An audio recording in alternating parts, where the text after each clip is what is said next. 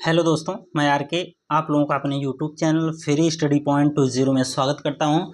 दोस्तों, आज पढ़ेंगे भारत का संविधान और आज से शुरुआत करेंगे। और भारत का संविधान जब तक खत्म नहीं होगा तब तक वीडियो आप तक पहुंचती रहेगी। देखिए, संविधान सबसे पहले तो इसका विस्तृत वर्णन हम लोग पढ़ेंगे और इसके भाग, अनुच्छेद ये अलग से एक एक वीडियो करके दोनों का देंगे। भाग का अलग देंगे, अनुच्छेद का अब इसमें पढ़ाते रहेंगे। ठीक, अनुच्छेद तो इसमें पढ़ते रहेंगे। देखिए, दिया है भारत का संविधान सभी के लिए बराबर बराबर को जो कानून होता है उसे हम क्या कहते हैं? सभी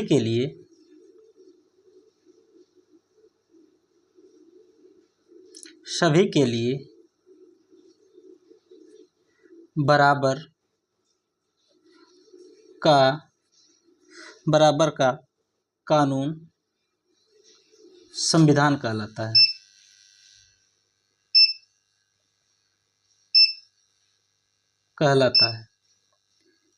सभी के लिए बराबर का कानून क्या कहलाता है? संविधान कहलाता है। ठीक, बराबर का कानून संविधान कहलाता है। अब इसमें क्या है, देखिए, राज्य का शासन कैसे चलेगा, इसको चलाने के लिए जिस किताब को तैयार किया गया वह क्या है? संविधान है। ठीक, देश प्लस राज्य का कानून कैसे चलेगा? ठीक, कैसे चलेगा?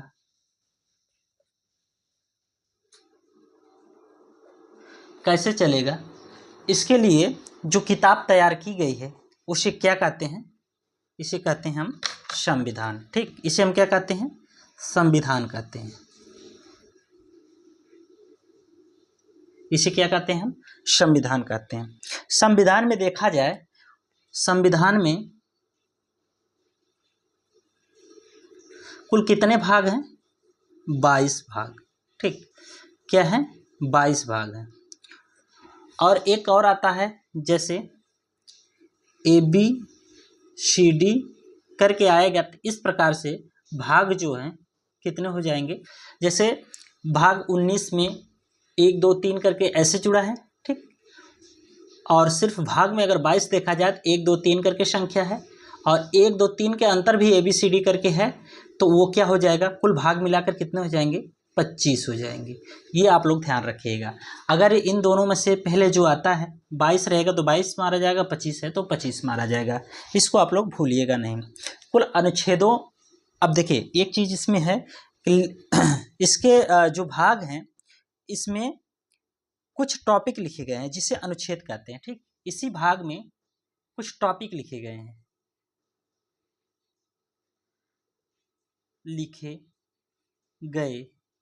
हैं, जिन्हें हम क्या कहते हैं? अनुच्छेद कहते हैं। क्या कहते हैं? अनुच्छेद कहते हैं। ठीक, वर्तमान में अनुच्छेद कितने हैं? अनुच्छेद कुल कितने हैं?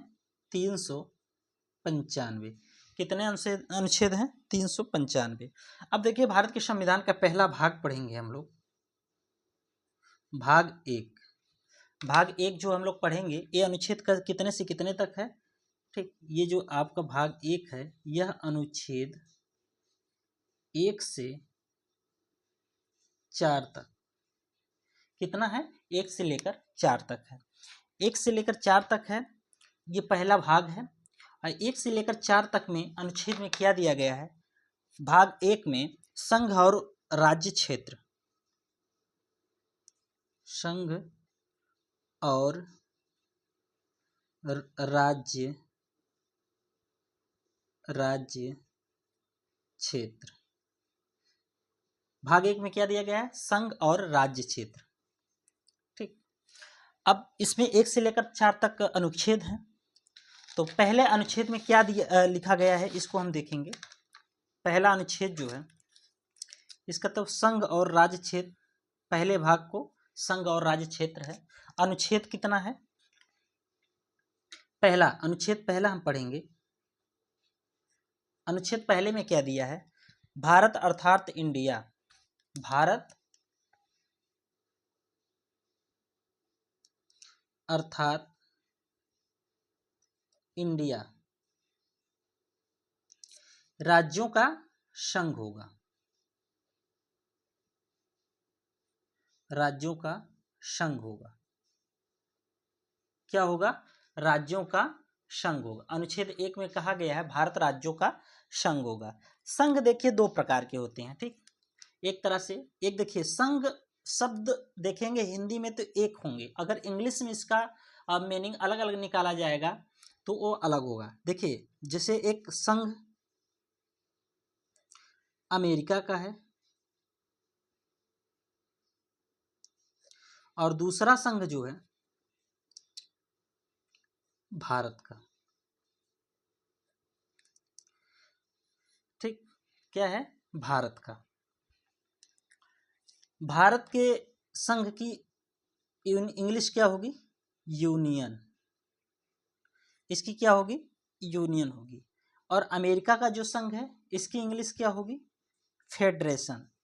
इसका भी हम विस्तार में आपको बताएंगे। फेडरेशन, ठीक। इसकी इंग्लिश क्या है? फेडरेशन। अब देखिए संघ अमेरिका का जो फेडरेशन है ये क्या है? जैसे अमेरिका के संघ में क्या दिया गया था? इसमें यह दिया गया है कि छोटे छोटे राज्य हैं, ये आपके छोटे छोटे राज्य हैं, ठीक। इन्होंने क्या किया? मिलकर केंद्र का निर्माण किया। क्या किया? ये सब मिलके क्या किए? केंद्र का निर्माण किए। ये आपके राज्य हैं और इन्होंने क्या किया? थोड़ी थोड़ी शक्तियां जो है केंद्र को दे दी, ठीक। थोड़ी थोड़ी शक्तियां जो है केंद्र को दे दी। अब ये क्या हो गया कि ये अमेरिका का संघ हो गया। अब इस संघ में एक खासियत है, राज्य आसानी से जब चाहे क्या हो सकते हैं? अलग हो सकते हैं। किससे? केंद्र से। ये जो है अलग हो सकते हैं, केंद्र से अलग हो सकते हैं। लेकिन जो भारत का संघ है इनके राज्य कभी अलग नहीं हो सकते, ठीक। जो भारत का संघ है इसके राज्य जो है कभी अलग नहीं हो सकते। मतलब केंद्र ने, ये आपका केंद्र है, केंद्र है ये, इन्होंने क्या किया है? राज्य को जन्म दिए हैं, ठीक। राज्य का निर्माण किए हैं, राज्य का निर्माण किए हैं। यूनियन, ठीक। ये राज्य का निर्माण किए हैं। ये क्या है? इनको थोड़ी थोड़ी शक्तियां ये प्रदान किए हैं। जैसे समवर्ती सूची में राज्य सूची नहीं, जो अनुसूची है उसमें शक्तियों के विभाजन में राज्य सूची, संघ सूची, समवर्ती सूची, तो इसमें जो है कुछ विशेष अधिकार दिए गए हैं जो कुछ राज्य के पास है, जो कुछ केंद्र के पास है, और कुछ जो अधिकार हैं केंद्र और राज्य दोनों के पास है, ठीक। केंद्र और राज्य दोनों के पास है। तो इसमें क्या हुआ? ये आसानी से भारत के राज्य जो आसानी से क्या हो सकते हैं? अलग अलग नहीं हो सकते। ये क्या हो सकते हैं? अलग हो सकते हैं, ठीक। तो यहाँ केंद्र ने राज्य को जन्म दिया है और यहाँ कई राज्यों ने मिलकर एक केंद्र का निर्माण किया और अपनी कुछ शक्तियां केंद्र को दिए हैं। और इसमें केंद्र और राज्यों के बीच शक्तियों का विभाजन है। कोई राज्य जो है भारत से अलग नहीं हो सकता, ठीक। अब हमारा दूसरा अनुच्छेद है। देखिए ये पहले अनुच्छेद का अर्थ था भारत अर्थात इंडिया राज्यों का संघ होगा, जिसमें फेडरेशन यूनियन था। अमेरिका के बारे में भी बताया हमने, भारत के संघ के बारे में भी बताया। अब आता है अनुच्छेद 2। अनुच्छेद आपका 2 मोस्ट इंपॉर्टेंट है। एक एक अनुच्छेद आपको क्लियर कराऊंगा, ठीक। इसमें क्या दिया गया है? संसद को यह अधिकार है कि भारत के बाहर कोई देश है तो उसे भारत में मिला सकता है, या किसी देश का कोई टुकड़ा है जो भारत में मिलना चाहता है उसे मिला सकता है, ठीक। बाहर का कोई राज्य, बाहर का कोई देश या देश का टुकड़ा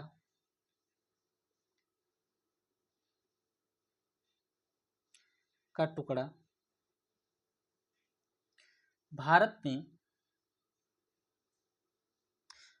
में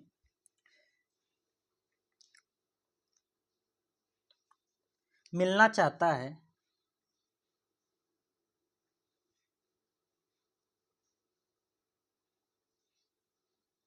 तो संसद राष्ट्रपति की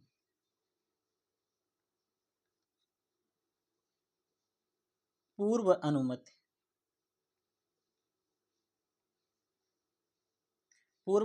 के क्या कर सकती है, भारत में शामिल कर सकती है।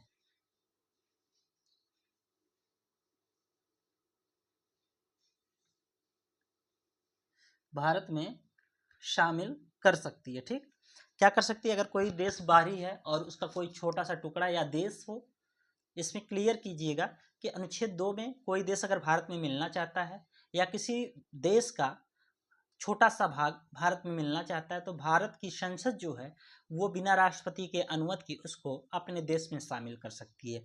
अनुच्छेद 2 का मतलब यही है। ठीक, 2 का मतलब यही है। और इसमें जरूरी नहीं है, इसमें बिना अनुमति के राष्ट्रपति के वो शामिल कर सकता है। जैसे एक उदाहरण लेते हैं, सिक्किम।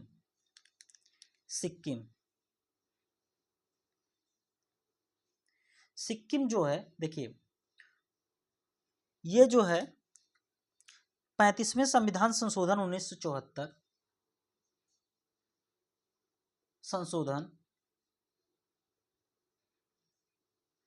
संशोधन कितने में, 1974 ईस्वी में। ठीक, 1974 ईस्वी में भारत का सह राज्य बना। ठीक, ये जो है भारत का सह राज्य बना। क्या बना, सह राज्य बना। लेकिन 36वें संविधान संशोधन 36वें में ये क्या हुआ, भारत का पूर्ण राज्य बन गया। क्या बन गया, 36वें संविधान संशोधन में सिक्किम जो है भारत का पूर्ण राज्य बन गया। ठीक, भारत का पूर्ण राज्य बन गया। ये इंपॉर्टेंट पॉइंट है, इसको आप लोग ध्यान रखिएगा। ठीक, और इसमें एक है स्पेशली अनुच्छेद जोड़ा गया। ठीक, इसके लिए भारत के संविधान में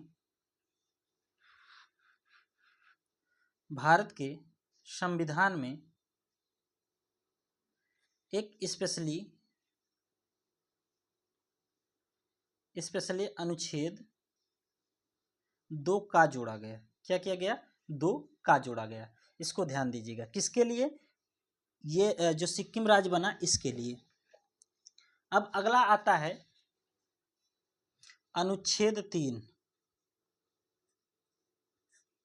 अनुच्छेद 3 क्या कहता है, संसद राष्ट्रपति की पूर्व अनुमति से भारत के किसी भी राज्य को बिना उसके अनुमति नाम, सीमा, क्षेत्र में परिवर्तन कर सकता है।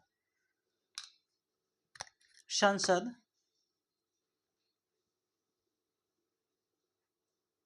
भारत के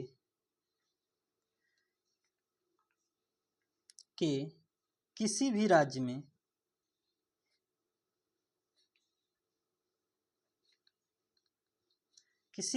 में राष्ट्रपति की पूर्व अनुमति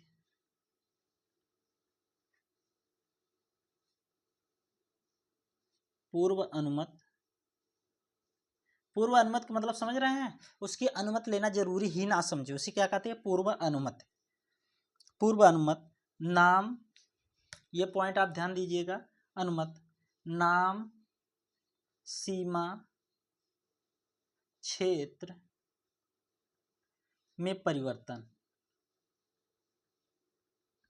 मतलब भारत का कोई राज्य है, उसमें बिना राष्ट्रपति के अनुमति के संसद जो है उसमें नाम, सीमा, क्षेत्र में क्या कर सकती है, परिवर्तन कर सकती है। क्या कर सकती है, परिवर्तन कर सकती है। जैसे अगर हम उदाहरण लें तो एमपी से कटकर मध्य प्रदेश से अलग एक राज्य बना जो कौन था, छत्तीसगढ़। अलग राज्य कौन सा बना, छत्तीसगढ़। ये कब बना, 1 नवंबर 2000 में, ठीक। एमपी से अलग राज्य बना। ये संसद जो है एक कानून या एक्ट अपना लाई होगी जो संशोधन नहीं माना जाता 4 के अंतर्गत। 368 अनुच्छेद है, उसके अंतर्गत ये संशोधन नहीं माना जाता। जो 2-3 में अनुच्छेद में कार्य किया जाता वो संशोधन 368 के तहत नहीं माना जाता। अब देखिए दूसरा एक राज्य है यूपी।